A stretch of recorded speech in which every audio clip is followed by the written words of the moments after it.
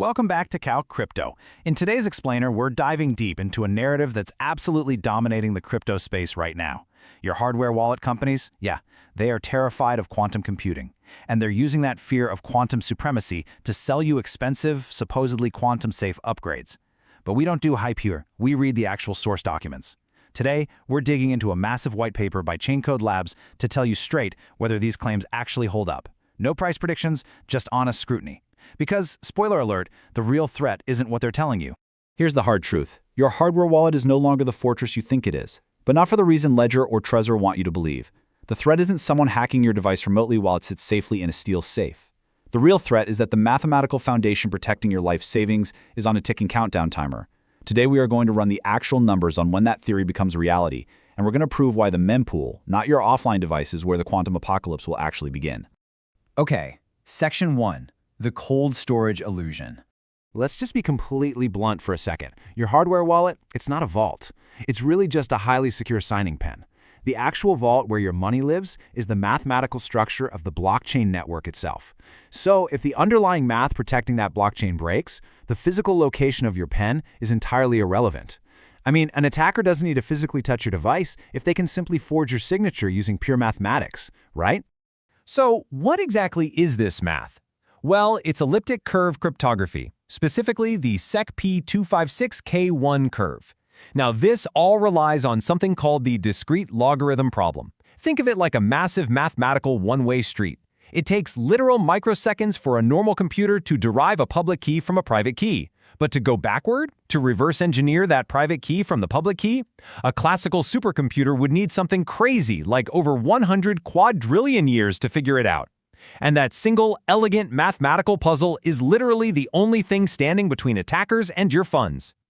Moving on to Section 2, Shor's qubit reality check.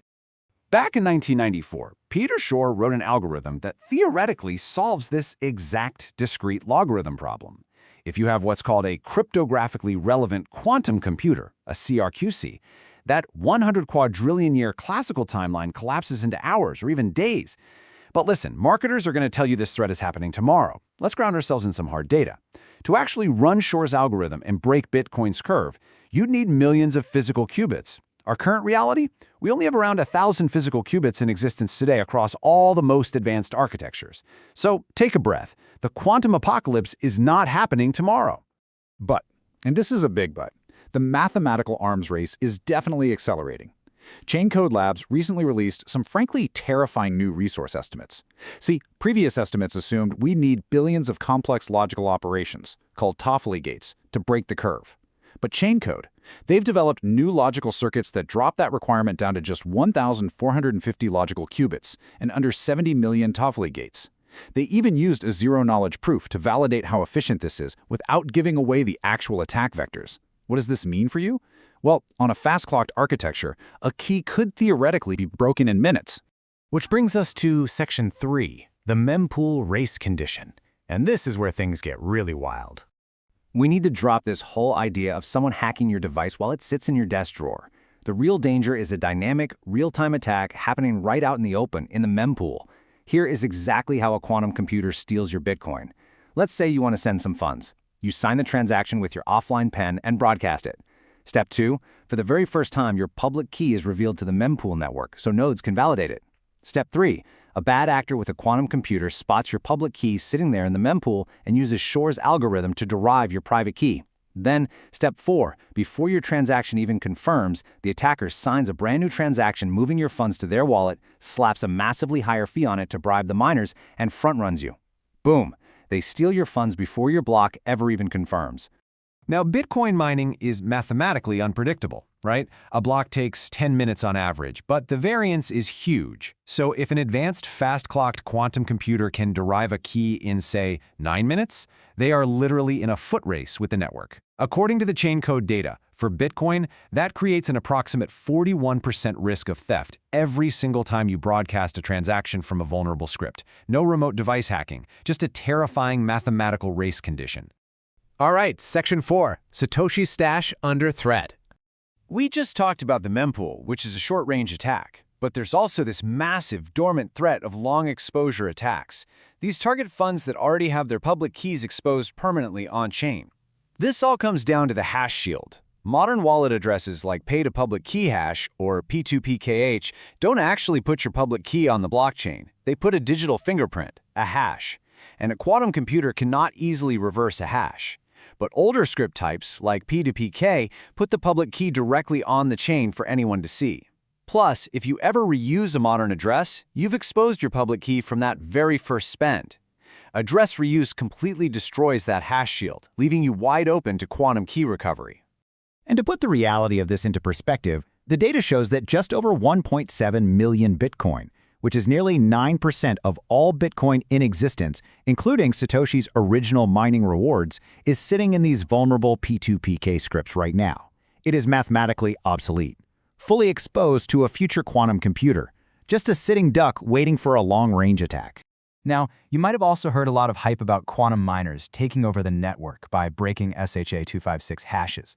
Let's look at the documents because they thoroughly debunk this. Shor's algorithm is a critical threat to digital signatures, absolutely. But hash inversion? That relies on something called Grover's algorithm. And Grover's only provides a quadratic speedup, which doesn't parallelize well at all. Add in the massive overhead of quantum error correction, and it completely eats up that speedup. A quantum miner would actually be tens of orders of magnitude slower than the modern ASIC miners we use today. So don't worry about the miners. The threat is strictly to the signatures. Let's wrap up with Section 5, the post-quantum migration. So how do we actually fix this mess? Because buying a new hardware wallet isn't going to save you. What will save the network are the actual document-backed software solutions being proposed by cryptographers right now. We are looking at a massive ecosystem upgrade here. Proposals like BIP360 aim to introduce pay-to-Merkle root, which essentially allows for post-quantum signature schemes. But think about it, you still have to migrate tens of millions of existing UTXOs to these new quantum-resistant script trees. There are conservative approaches like commit, delay, reveal, and more aggressive ones like QRAMP that would enforce a strict mandatory migration deadline. And since quantum signatures are incredibly data-heavy, we have to figure out how to overcome massive transaction size bottlenecks on a network that, let's be honest, already struggles with scaling. And guys, this is not going to happen overnight. Chaincode projects a grueling multi-year software migration path. We're talking a comprehensive 7-year timeline just for research, implementation, and network-wide migration. That is the reality. The real work is a decade-long cryptographic transition, not panic buying a supposedly quantum-safe USB drive today. I'm going to leave you with this final provocative thought. As this massive migration happens, the Bitcoin community is going to have to face a really uncomfortable philosophical dilemma about all those billions of dollars in exposed, abandoned funds. When that quantum clock finally hits zero, do we execute a hard fork to literally burn those vulnerable coins, protecting the network's value, but completely sacrificing Bitcoin's strict neutrality? Or do we stay true to the original code and let whoever builds the first CRQC steal hundreds of billions of dollars? Burn or steal? It's a choice we're all eventually going to have to make. Thanks for hanging out with me for this explainer, and remember, always keep questioning the hype.